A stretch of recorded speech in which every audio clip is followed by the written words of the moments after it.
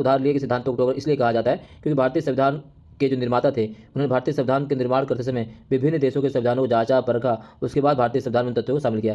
जैसे भारतीय संविधान में जो संसदीय शासन प्रणाली है, संसदीय शासन प्रणाली हमने कहाँ से ली है? तो संसदीय शासन प्रणाली हमने ब्रिटेन के संविधान से ली है। विधि के शासन की स्थापना कहाँ से ली है? मौलिक अधिकार कहाँ से लिए? अमेरिका से लिया है। राज्य के नीति निर्देशक तत्व कहाँ से लिया है? डीपीएसपी जो हमने लिया वो कहाँ से लिया है? तो आयरलैंड के संविधान से लिया है। रूस के संविधान से क्या लिया है? फ्रांस के संविधान से क्या लिया है? जर्मनी के संविधान से क्या लिया है? कनाडा के संविधान से हमने क्या लिया है? समवर्ती सूची कहाँ से ली है?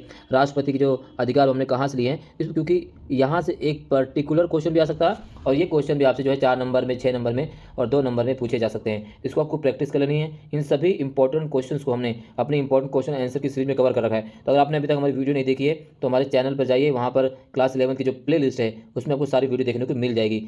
इससे बाहर क्वेश्चन नहीं आएंगे। क्वेश्चन नंबर 7 है, भारतीय संविधान उधार लिए गए सिद्धांतों का टोकरा।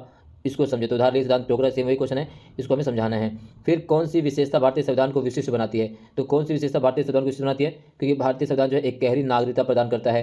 भारतीय संविधान जो कठोर और लचीलेपन का मिश्रण है। भारतीय संविधान में जो है एक जीवन दस्तावेज है क्योंकि इसमें समय और परिस्थिति के अनुसार बदलाव किया जा सकता है। भारतीय संविधान में नागरिकों के मौलिक अधिकारों के साथ कर्तव्यों का भी वर्णन किया गया है। तो ये सारी चीज़ें भारतीय संविधान को एक विशिष्ट संविधान बनाती है।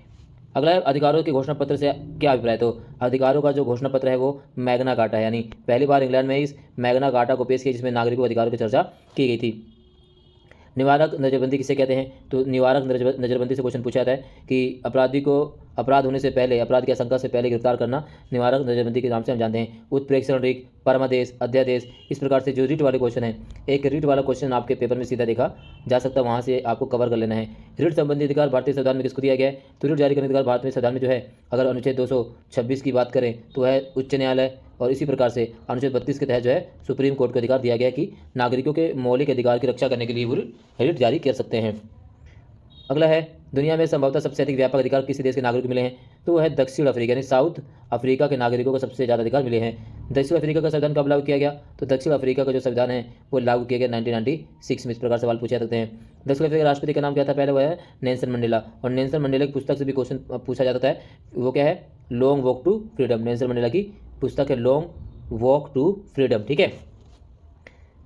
अगला है, संविधान के किस भाग में राज्य के नीति निर्देशक तत्वों का वर्णन किया गया है? तो संविधान में, भारतीय संविधान के भाग 4 में, कहाँ पर क्या है? भाग 4 में अनुच्छेद 36 से 51 तक जो है राज्य के नीति निर्देशक तत्वों का वर्णन किया गया है।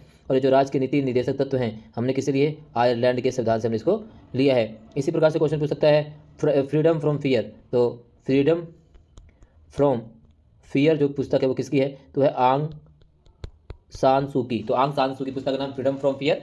नेल्सन मंडेला की पुस्तक का नाम है लॉन्ग वॉक टू फ्रीडम। इसी प्रकार से गांधी जी की पुस्तक से भी क्वेश्चन